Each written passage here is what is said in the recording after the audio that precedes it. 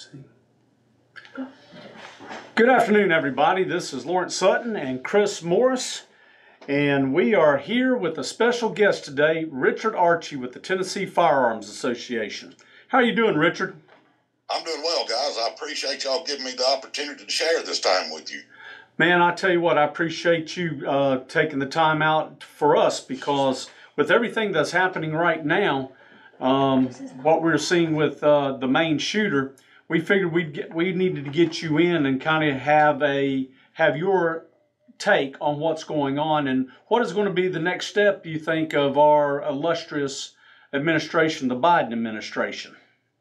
Well, I'm sure that you're going to have them come out and talk about the need for banning assault weapons and universal background checks and red flag laws and all these different things that they try to throw up, when what we need to be doing is looking at the people who are using the tools and not necessarily the tools.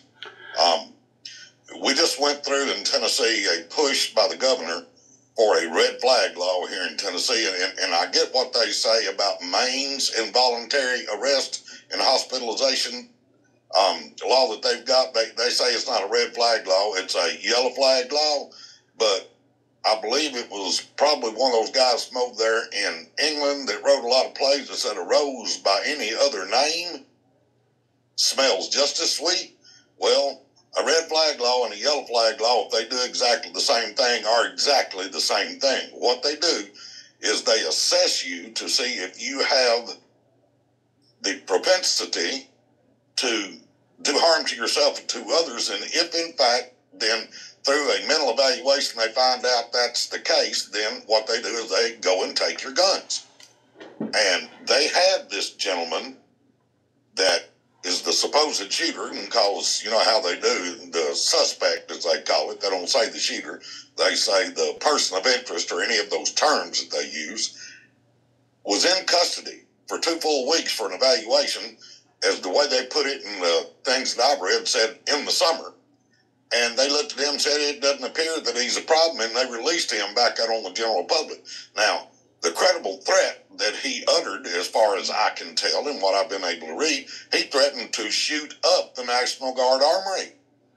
And so, if in fact you've got a credible threat, if you go back to the federal law, and I believe that's U.S. Code 922G4, it says you can go ahead and lock a person up that makes a credible threat to commit violence against another. And so, with all these things going on, where he went to them and said, you know, I'm not in control of my facilities, I want to shoot this place up, and they had him right there. Why did they turn him loose? Who is at fault for that? Was it the medical professionals that they had doing an evaluation for 2 full weeks that couldn't figure out that he was a danger to himself or to others? Whoever was doing that evaluation needs to lose their license at least, and more likely probably needs to be charged as an accessory to these crimes that this guy committed, because they had him in their hand, but what they did was they turned him loose. And let me say this, with respect to red flag or yellow flag or ERPOs, extreme risk protection orders, any of the things that they use to parse the idea that they take the guns away from an individual, what they don't do is they don't take the individual away from the rest of the people. That's the problem. Now, they had him in custody, and if they figured out that he was a danger, which he told them that he was, and they didn't keep him, who should we be looking at this point? Should it be the manufacturers of the guns, as they say, or should it be the people that had him in their hands and let him slip right through? I'll answer that one. It should be the people that had him in their facility and let them slip through their hands. They are totally responsible. Well, you know, one of the things that I saw, and I want you to comment on this, Richard, is the man said he's going to shoot up the armory. Well, as you know, an armory is not a gun-free zone, so he didn't go there to shoot it up. Well, I have to differ with you there, Lawrence. Yeah. If you check, most military bases don't allow individuals, unless they're the military police, to carry firearms. Right, but don't they typically have military police at those places? Well, some of them do and some of them don't. I mean, you can go to a little local National Guard armory here in Tennessee, and you're liable not to have anybody there that's armed. That's crazy to me. But what about the places that he did shoot up? Were those gun-free zones? They were. To the best of my ability to discern right now, both of the individual places that he showed up with serve alcohol, and under Maine law, you cannot carry a firearm in a place that serves alcohol. Well, shouldn't that have stopped him from carrying it? Well, yeah, it should have, but it doesn't. I mean, let's back up a second and think, don't we have laws, both federal and state and every state, that have a prescription against committing murder? Absolutely, we do. Okay, or to discharge a firearm in a place where it might not be safe? Absolutely. If you look at the number of laws that this individual broke, it is just beyond the pale to think that one more law that you might have passed, what would they have done? Said you couldn't have a assault weapon, as they tend to frame them, and an assault weapon, you need to understand the true definition of that means a selected firearm that is useful in military operations, like an M4, M16, which is in fact a select fire machine gun. An AR-15 does not have that capability. And I didn't see anything saying that he had gone and stolen an M16. It says he was using an AR-style rifle. Now, in 1906 in the United States, the first semi-automatic rifle that was magazine-fed was put up for sale. Remington had those, Winchester had them, and so from 1906 until now, you've been able to own a semi-automatic rifle that you could feed a magazine and shoot with. One of the things that I've tried to get a lot of people to understand, are either one of y'all, and I think Chris probably is, Lawrence, you may not be, old enough to remember the shooting that took place in Texas at the University of Texas at Austin. You talking about in Massacre? 1966? Yes, in 1966. The gentleman that committed that crime was another veteran who had approached his superiors and told them that I'm having trouble controlling myself and I'm having some outburst of temper and I need some help. And so what they did was they gave him some amphetamines, which is exactly what he needed to amp him up. So that's what, I'm sorry for laughing, but I mean, that's just pouring fuel on the fire. That's the most ridiculous thing that you've ever heard. Yeah. But this individual went to his mother's house and stabbed her in her sleep, pulled a sheet over, went to his home and killed his wife, stabbed her, and then turned around and went to the university and carried his deer rifle, which was a bolt-action model 7700 and 6mm, and was able to kill 16 people and wound 35. He didn't have an AR-style, military-grade weapon, but he was still able to kill nearly as many people as this cat did, all those years ago. So my point with this is, it doesn't necessarily deal with the type of weapon used. Here's the thing that folks need to understand. I was in a conversation with a group at Nashville at the special session. I saw you gentlemen up there. You were there the same day. And the Tennessee holler caught me out in the hall. And so he runs up and he shoves his phone in my face and says, how does it feel to be the most feared man at the Tennessee legislature? And I had to turn around and look. Surely you can't be talking to me. Yeah, everybody's afraid of the TFA. I said, nobody's afraid of the TFA. That's absurd. We love the TFA. But then he and the NPR lady were there both. They had the microphone shoved up there. And said, don't you understand that the United States is the only place where you have these type of mass shootings, where you get schools? I said, wait. Are you sure about that? Maybe I could offer you some information that would change the metric here. Do you know what the largest loss of life ever in a school shooting was? Where it occurred and when it occurred? It was over in like the Finland area or Sweden, wasn't it? Well, no, actually it wasn't.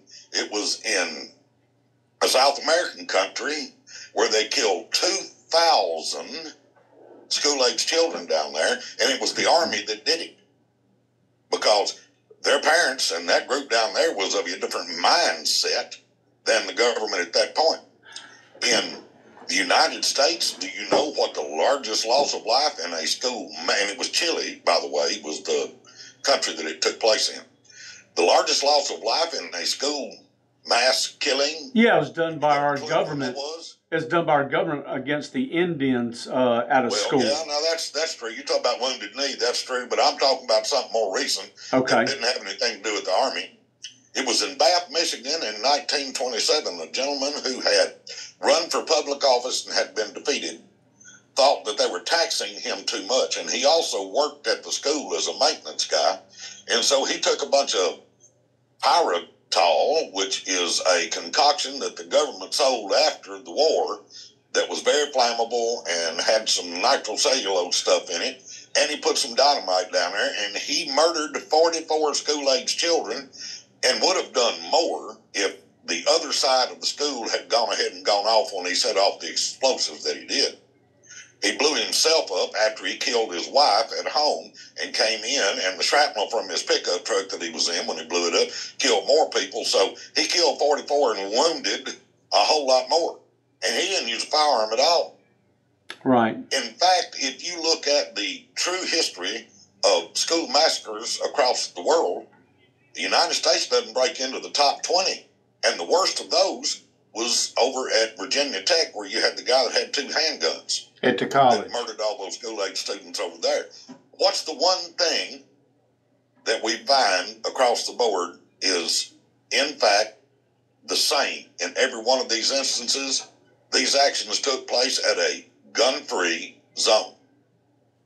Oh yeah, 98.4%, I think, or 98.6% of all mass shootings since 1953 has happened in a gun-free zone.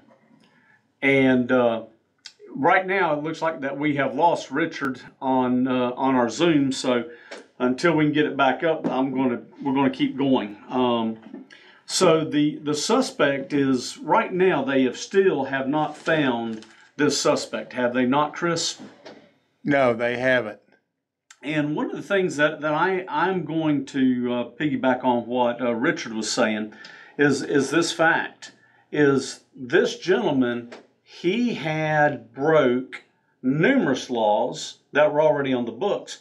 My question is how many laws did Maine break when they didn't even follow their own laws, letting this guy out and letting this guy out into the public with these with his guns? Well, I'm gonna get Richard Archie back on by phone. I really have to say this is my first time to set up a Zoom myself. I've been on several, but everything wants money. Yep. Yep. And that's what I run into. So if he'll answer his phone, we'll have him back.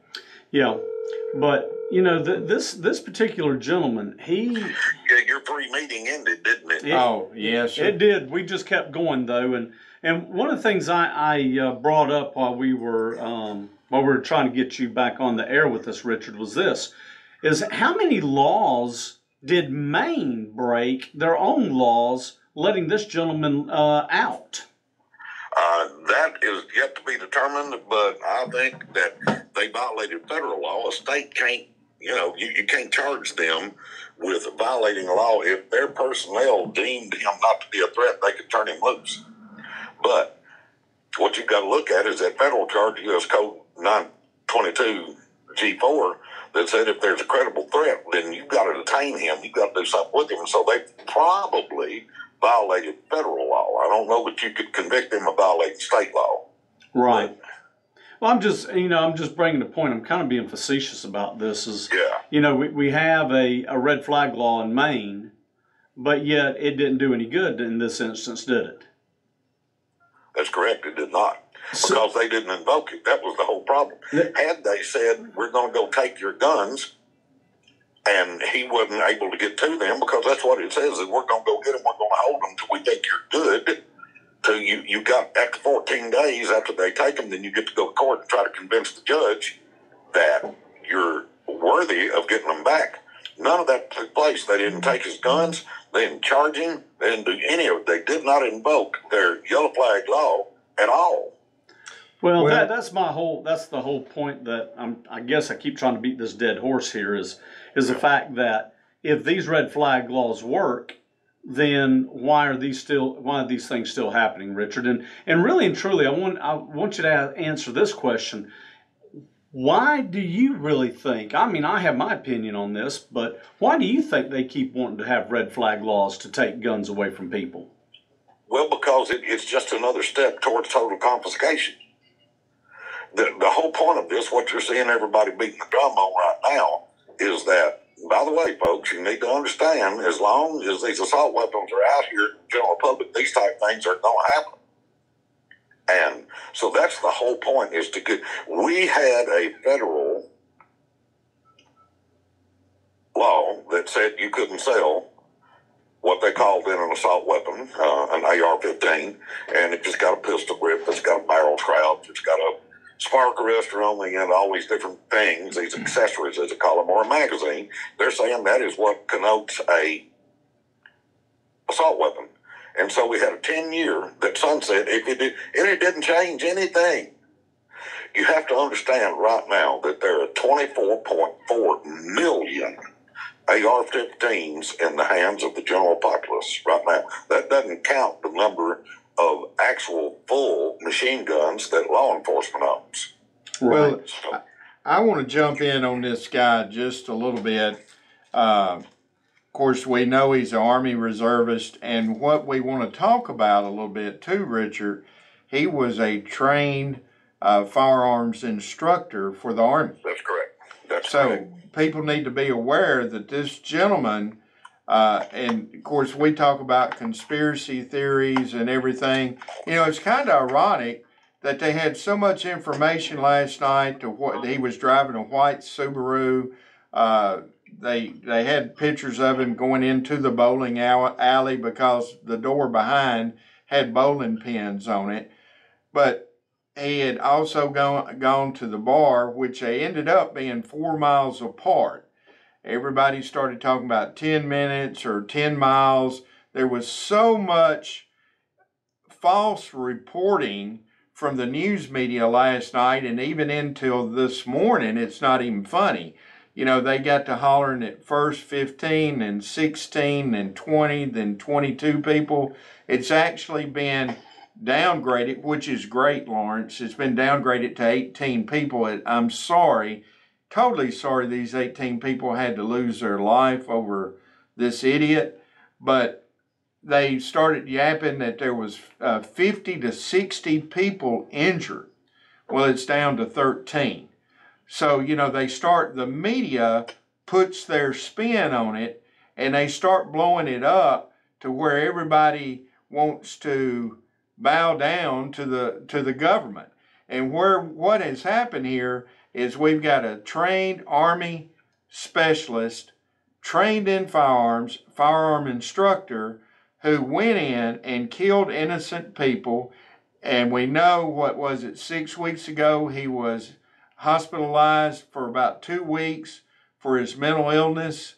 And my thing is, we have a total failure of our government to protect their citizens from a known threat.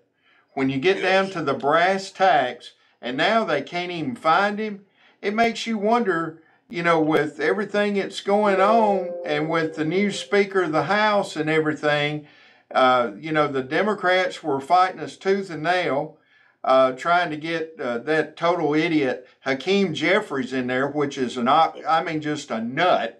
And we got plenty of these nuts running around everywhere.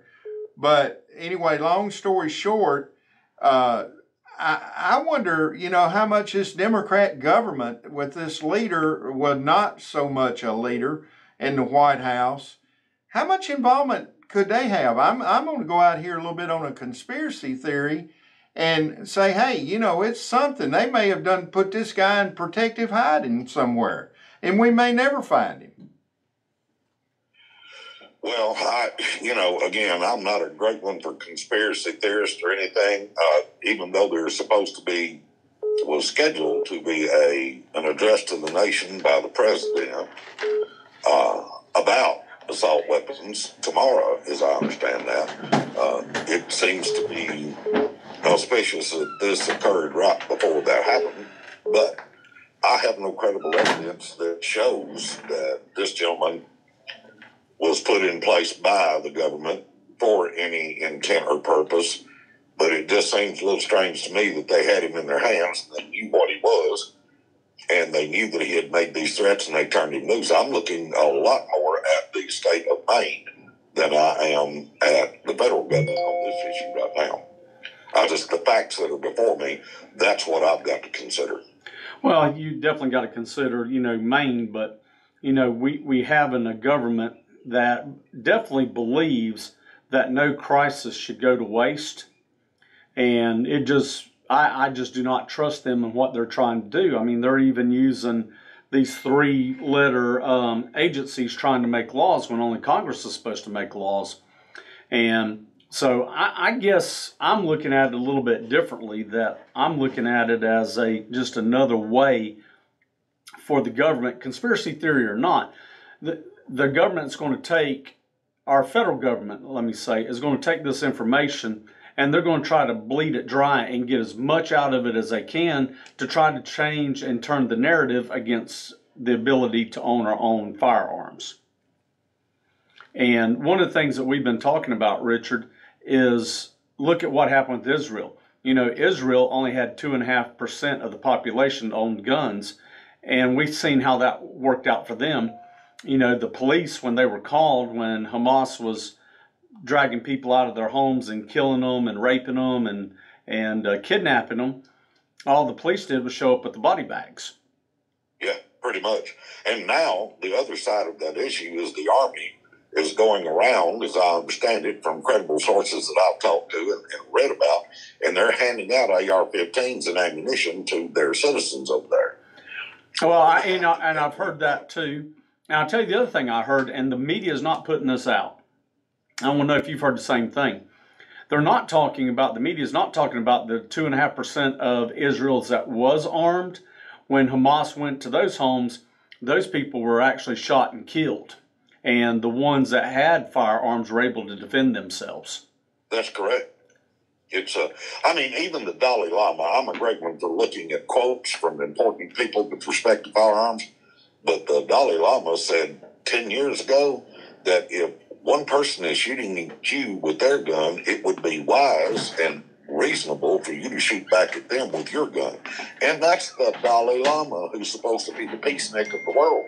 Well, what did Jesus say? Jesus told the disciples that if you do not have a sword but 2 cloaks, you need to go sell your one of your cloaks to get a sword.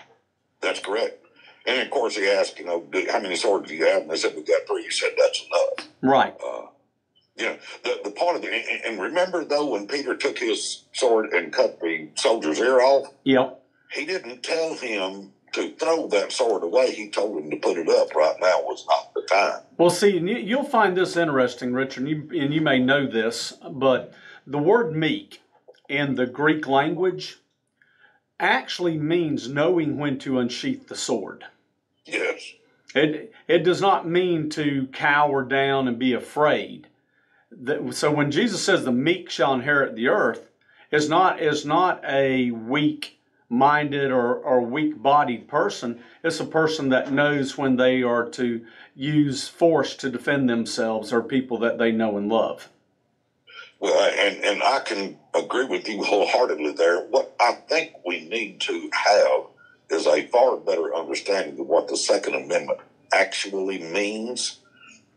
So few people have got a clue what that's really about. But if you go back and look at do you remember who Justice Ginsburg was? Oh yeah, I know. Yeah, we know who Justice Ginsburg was, and she was actually good friends with Scalia. And Scalia, that's true. And if you go back and look at what she said, the true definition, and this was in a separate case. She was talking about what the definition of the Second Amendment was. She said it's, the real definition is for a person to keep or bear in their clothes, in a pocket, or upon their person, a firearm in case of confrontation with another, offensive or defensive. That is the entire full crux of what the Second Amendment is about. I agree with you on that wholeheartedly. People get that, And I want to give you a clue on something that I'm working on. I'm doing a deep dive into a federal case that just got decided out in California. We know our good friend Gavin Newsom was just having a fit about all this. Well, if you had, background checks, and if you had waiting periods for buying firearms, none of this would be, well, that's crazy, because the guy already had the firearm. Like I said a while ago, there's 24.4 million AR-15s in the hands of the general population of the United States. Now, had they, and what gets me about the red flag laws, I'm going to digress for just a minute and give you my real problem with the red flag law. If they come in and say, okay, we find you to be a credible threat, so they go to their house and they take all his guns away from them, what they do is deposit them back on the street. Okay? Now, if there's 24.4 million AR-15s out there, how hard do you think it would be for an individual to then go buy another one and not go through an FFL, but say from a criminal? Think criminals have got some AR-15s? There's one here in Jackson floating around that's a full M4 machine gun that was stolen out of a TBI officer's car in his house. Left it in his car, went inside, they broke into his car and stole his machine gun. We've never found that one. It's going to turn up in some gang activity at some point. To get the day back on track. The thing about it all is they're out there. And so my whole point is that if you think just because you went and took his lawfully purchased guns away from him that he can't get another one, that's absurd. What you need to do is you need to take the person and put them in a place where they can't get to other people, and then you can stop those actions. Yeah, you can, Richard, but you know what? That means that people are going to have to be held liable, and it seems like our government wants to make the inanimate object the bad guy, not the actual person. See, to me, we don't have a gun problem; we have a sin problem. Well, of course we do, and we have a crime problem. All you got to do is start looking at, and in this deep dive that I was talking about from this case that I'm looking at from California, it's called Miller v. Bonta. And in that case, what the judge there, Roger T. Benitez, has said is California's ban on modern semi-automatic weapons is unconstitutional. He can find nothing in the Second Amendment that warrants them saying that you can't have that weapon for self-defense or for hunting or for pleasure or for any reason whatever, because the difference between us and Israel is we have the Second Amendment. And you have to look what they said in Bruin, and it goes all the way back to Heller, actually. We're talking about Scalia a while ago. And what Scalia said, that the only thing that matters when you talk about the Second Amendment is text and history. Those two things tied together. And so what it boils down to, if the text of anything that the government is trying to do implicates the Second Amendment or has something to do with it, that's what the word implicates in lawyer terminology means. And I'm not an attorney, I'm a concrete finisher, but I've had to bone up a little on this. But the way they put it, if an act by government implicates the Second Amendment, then it flips instantly from you trying to prove that you're innocent of something to government then having to come forward and say, we've got to prove through historical tradition that the action that we're trying to take is constitutional. Okay? And if they can't do that, then the act is unconstitutional. And they talk about the period of time from 1791, which is when we ratified the Constitution of the United States, until 1868, which is when we ratified the 14th Amendment. Now, you are cognizant of what the 14th Amendment is. It talks about civil rights. It was enacted after the Civil War to make sure that all the freed slaves were put on notice, and their owners and the states and everybody else, that every person that's actually a citizen of the United States must be able to share in the rights and privileges covered by the Constitution. And so, in the time period between 1791, which is when we ratified the first 10 amendments and made the Constitution whole and put it in force in the United States, to 1868, which is when we ratified the 14th Amendment, that's the only period of time that we can talk about laws that were put in place place have anything to do with the Second Amendment. Anything that's later than that really doesn't have any effect, because the Constitution was written for the people to understand it at the time of its ratification. That's the only thing that's important, okay? Not what somebody feels about it or thinks about it 150, 200 years later. That's not important. What our Supreme Court has said is the only time that you look at that period is from, and the closer you get to 1791, the more important it is. And so when you look at the actual text of the Second Amendment, a well-regulated militia being necessary to the security of a free state, the right of the people to keep and to bear arms shall not be infringed. And see, those are two separate things that are being said, and they try to. That is correct. And they try to bring it. They want to forget that comma there. And so, what the prefatory clause does is it's kind of like teeing up a golf ball. Okay, we're going to set it up over on tee, then we're going to get back and we're going to hit that golf ball. So a well-regulated militia, and you need to understand what well-regulated means.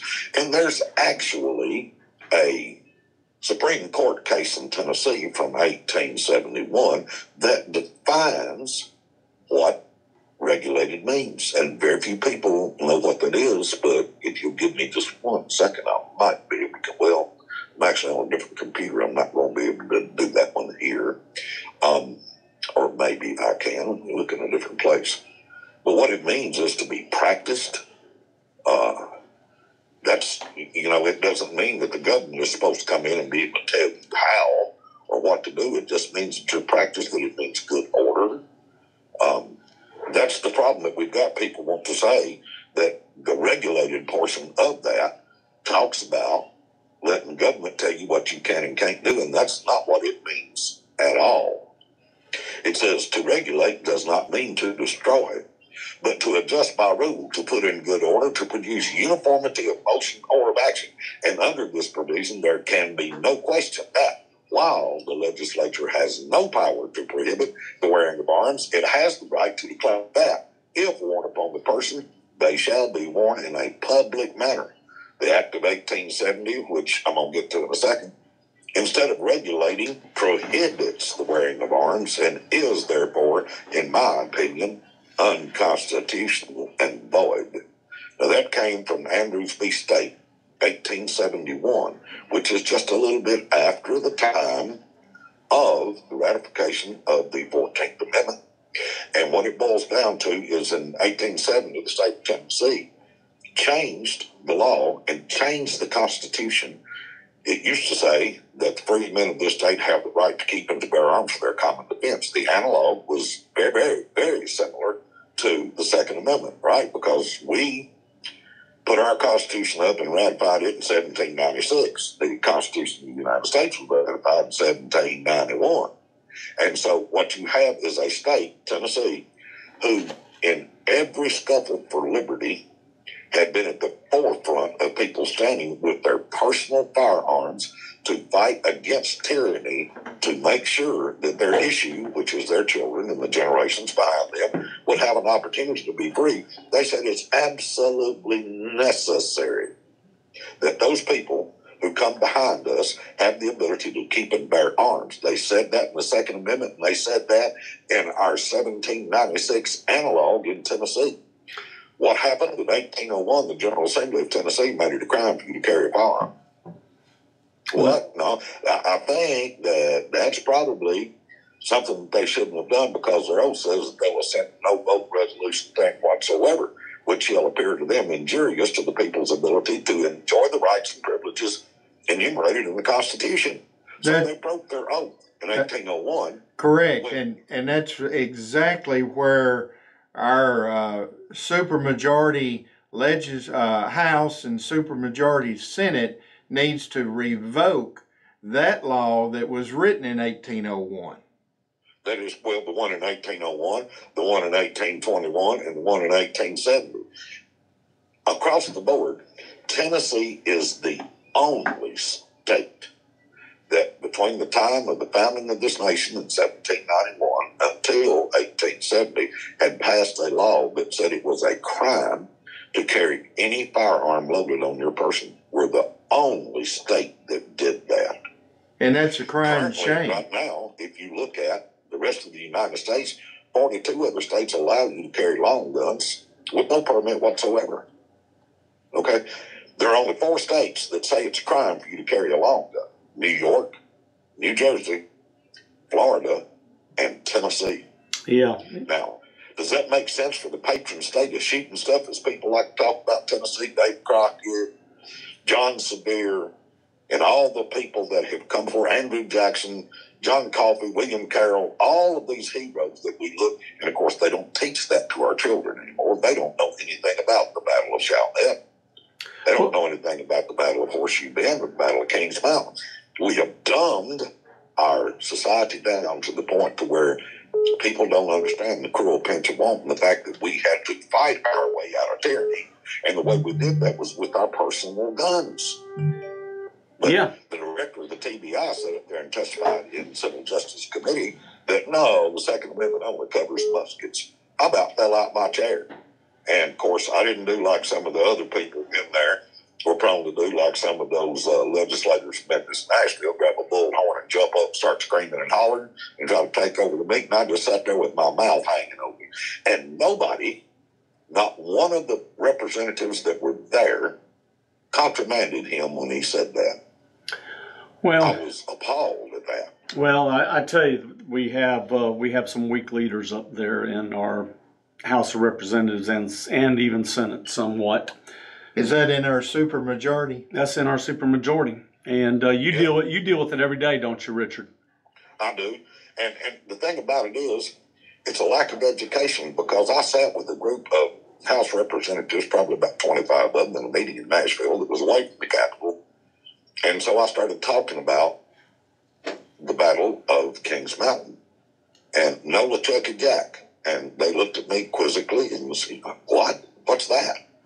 Now, these are attorneys, lawyers, doctors, professional individuals across the board that have been elected by their qualified voters to go and represent them, and they had no concept of what the Battle of Kings Mountain was or who Nola, Chucky, Jack was. And by the way, that's John Spear, who mortgaged his farm in 1780 to finance the volunteers to go over the mountain. That's why they call them the Over Mountain Men, to leave from where they were at the shows and go over that Appalachian Mountains to fight Bulldog Ferguson and shoot him off his horse and to kill him, because what he had said was, anybody that picks up arms against the crown, we're going to march and lay waste to their lands with sword and fire.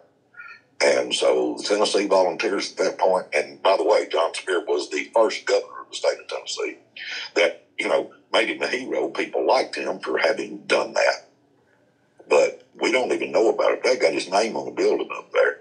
But these people that are sitting in the halls of Congress right now have changed it to where he could not have defended his family and his lands and his liberty from Great Britain at that point, because they wouldn't have allowed him to have been able to carry that long gun legally. Isn't that something? See, a lot of people don't understand, since you're talking about the Battle of Kings Mountain. That's in Kings Mountain, North Carolina, by the way. South Carolina.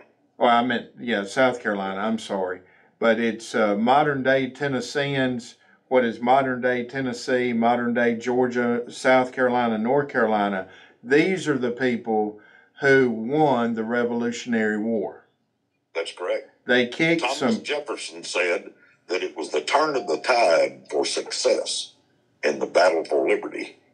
That's right. And so when our Constitution for the great state of Tennessee was ratified in 1796, these are the men who fought blood, sweat, and tears in the Battle of Kings Mountain.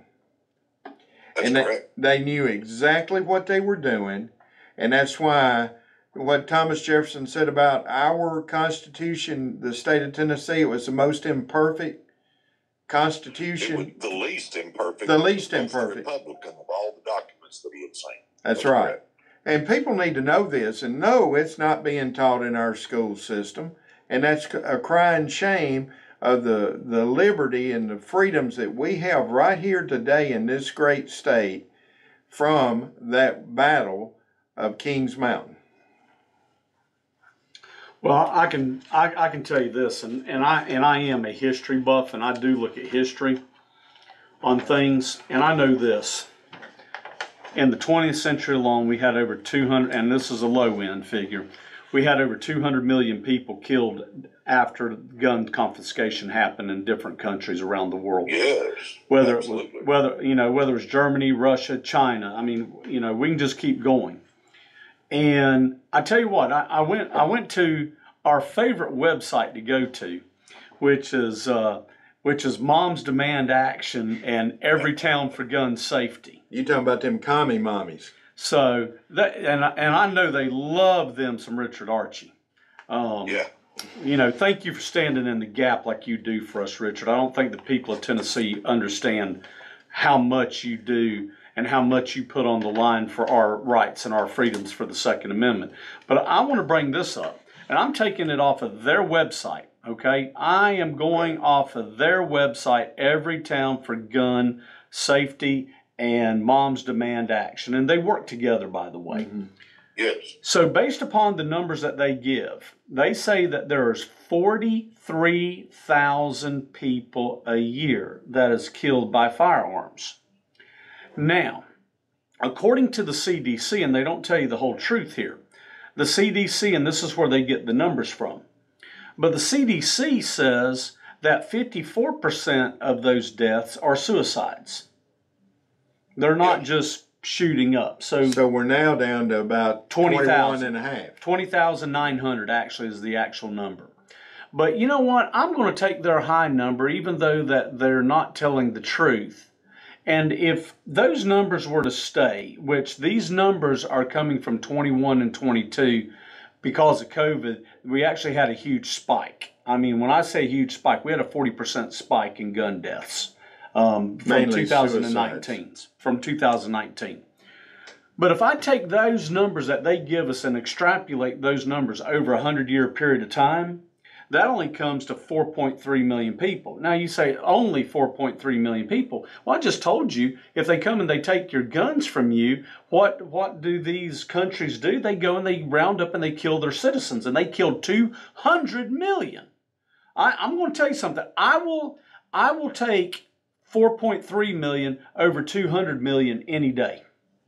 Okay, I hate saying it, and like I said, it's not the gun problem that we have; it's a sin problem that we have.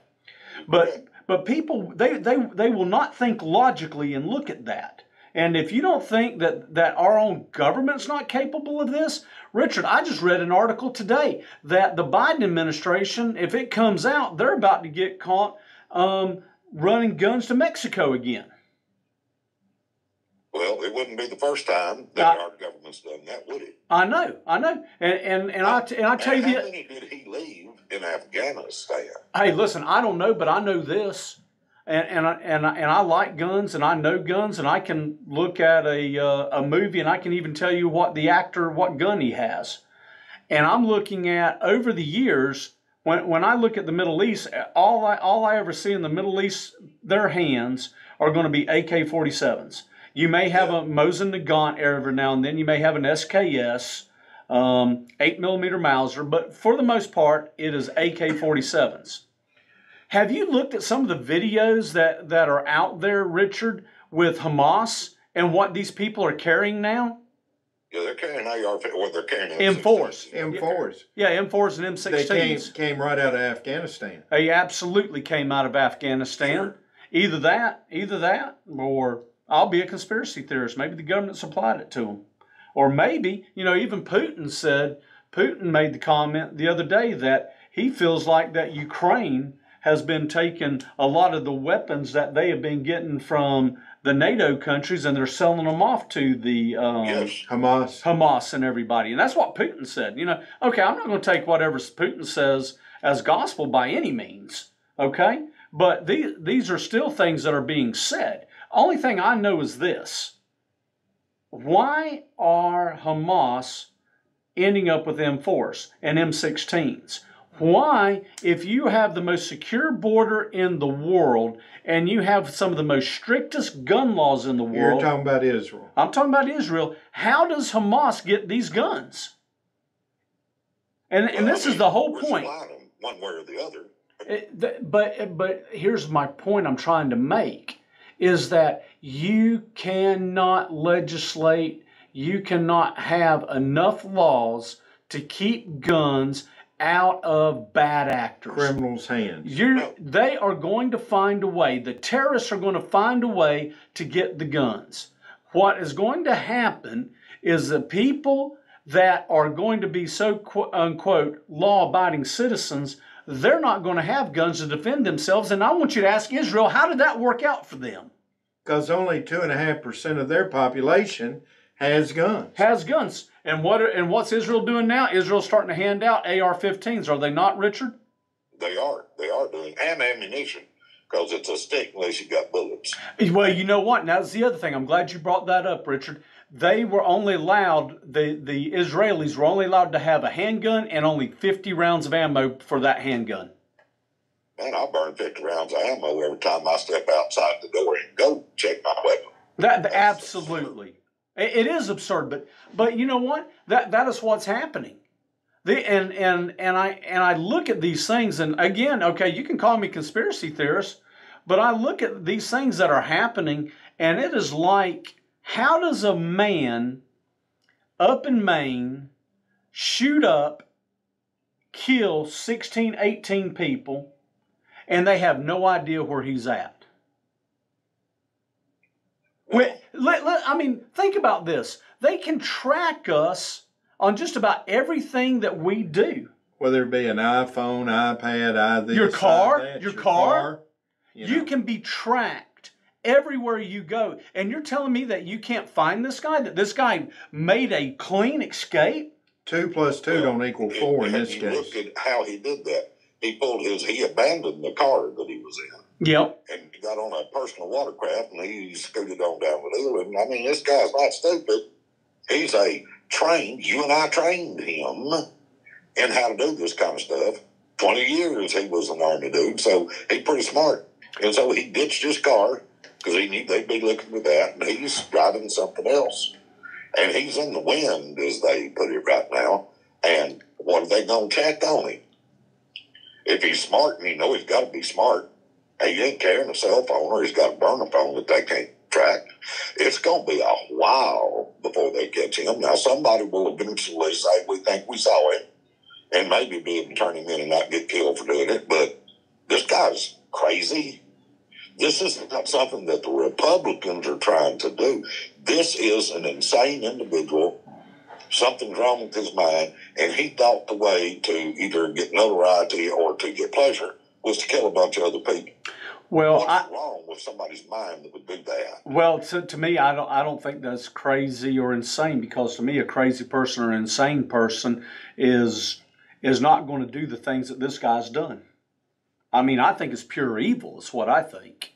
I will tend to agree with that, but it's kind of like that boy that shot them folks down in Texas when here was the thing. When he put his manifesto together, he said, I'm asking y'all please to do an autopsy and see if there's something wrong with my brain. And they found a tumor in his brain. He said, I have no idea why I'm doing this. But I've gone and tried to get help, and I can't get help. But after I get done with this, I want you to do an autopsy on me, because he knew that he was going to die. He knew he was going to be killed because he was going to start shooting people until they came and killed him. And so, maybe this guy, for whatever reason, it doesn't make any difference whether it's pure evil, whether he's got a mental problem. The fact of the matter is that he's took a firearm and shot all these people. That is not the act of a rational individual. And what they're going to do is they're now going to try to punish you and I. That's correct. For the act of an irrational criminal. That is correct. What sense does that make? That's the reason I'm so passionate about this, Richard, because I know what this is and what this looks like. And like I said, best case scenario is they're not going to let a crisis go to waste. The worst case scenario is that they helped plan it. I mean, they have this guy. They had him evaluating for 2 weeks, and then they just let him go. And not only did they just let him go, they didn't even do any follow-up or anything else on this guy. He was just out there. He was just out there. And well, I concur with you that this is all a problem. They had their grub dew claws on him and they turned him loose. And it's just like, even if they had invoked their yellow flag law in Maine and went to his house and took his guns away and then turned him loose, that does not preclude him. Let me ask you this. Where y'all live over in Pulaski, do you think there's a possibility that you could probably go out on the street tonight and buy you some fentanyl? I not only could I buy some fentanyl, but I could probably buy a firearm too. Sure. So my whole point is it's not lawful for you to do either of those without going through, but you can do it, right? That's correct. So it's not like the possibility's not there. And so I was going to ask if you heard about this wreck down in Lexington, Tennessee, a couple of weeks ago, where the mother and her 11-year-old son have both passed away, and both of her other daughters that were in the car are severely injured, really in bad shape. And they were run over by an illegal immigrant in a car full of illegal immigrants, no driver's license, no insurance, drunk. And so the guy ran over and killed these two people. Now, if you run down the road, and y'all do is probably as much as I do, but I drive Tennessee highways a bunch, and I see quite a bit the Tennessee Highway Patrol out there. They're good guys. I love them to death. We couldn't get by without them. But they work for an outfit called the Department of Safety. They have an individual that is their legislative director who says, under questioning in a committee, that their job is to keep the Tennesseans of Tennessee safe. Now, is that what they're doing? They tell me every time we start talking about, well, you got to have universal background checks and everybody ought to have training. You know, that's all true. But you're supposed to have a driver's license to drive a car, right? That's correct. And you're supposed to have insurance to do that as well, correct? To operate that motor vehicle. Right. Plus, you got to have it tagged. I sat at traffic court one day and see how many people come through there ain't got no driver's license and they ain't got no insurance. You ever been hit by anybody with insurance? I have too. I have had 4 wrecks and none of them had the insurance. Well, you know, it's funny that you bring up car accidents. And do you know how many people die each year in car accidents in the United States? No, I haven't looked that one up, and I should. It would be helpful, but I don't know that. Have you got that figure? Yeah, I do. It's about the same as people that die of gun violence, or whatever you want to call it. 43,000 a year. Both is right at the same. And how many of those then are alcohol related? Have you got any clue? I have no idea. I didn't look that up. I just looked at motor vehicle accidents and deaths for the motor vehicle accidents, and it's virtually the same, within a couple of hundred. So that means we're going to start banning cars, right? Vehicles. Yeah, I haven't. I've never heard that. Have you? We're going to have to be. You need to get you a horse. Of course. What? So let me. Let me ask you this, because, you know, when we were up there for the special session, you know, not only did we have the Moms Demand Action and Everytown for Gun Safety, but we also had physicians against guns that were up there, yes. And all these people up there in their lab coats trying to make them look like they're authoritative. Big professionals. Okay, Richard, you want to take a guess of how many people they say die from medical malpractice in the United States each year? Go ahead. It's over 200,000. I don't know the number, but I do know that it's the leading cause of accidental death. So it's over 200,000. And I was one of those statistics that survived from malpractice, from a doctor making an error. Yeah, my dad didn't. They flat out killed him with COVID, my uncle and my first cousin, because they followed the government protocol. That's what they followed. And killed them dead. I got it just as bad. I read something today that came out from the CDC that says if you had the vaccines, you need to be cognizant that it does tend to cause heart problems, and you need to keep a check on that. So we're just now beginning to see the far-reaching effects of what the government and the medical professionals have done to the people of the United States. Oh, I know. On these COVID shots. Yeah, we got to be careful on that. Yeah. They already kicked out our program before talking about this. We got a minute and a half. I'm going to tell you something, Richard. It's the fastest hour in radio, in my opinion. I can't believe how fast things go. But I want to bring this home, and I want everybody to understand this, is that, yes, we have a mass shooting that has happened here. Yes, it's terrible. But it does not conclude that the gun is the issue. It is a sin issue. And I'm going to tell you something. A gentleman like that is this smart and crazy, or, you know, or just evil. I mean, I got to go with evil here. They're going to find a way to kill people when they want to kill people. That's exactly That's right. correct. And I mean, it doesn't. We're talking about statistics. Let me give you one that's very interesting. The state of Tennessee, 2 years ago, I know the data on this, we had more people killed with claw hammers than we did with rifles of all types. Wow. Wow, Richard, we're down to 30 seconds. It was a pleasure having you on the show. We hope to get you in studio. For everybody, Richard is the director, West Tennessee director of Tennessee Firearms Association. And, you know, we want to say in our last 15 seconds, God bless America, God bless Tennessee, the great state of Tennessee, and God bless everyone that's listening to us. Amen. And thank you, Todd Warner, for sponsoring our program for us. Shout out to Todd Warner. Thank y'all.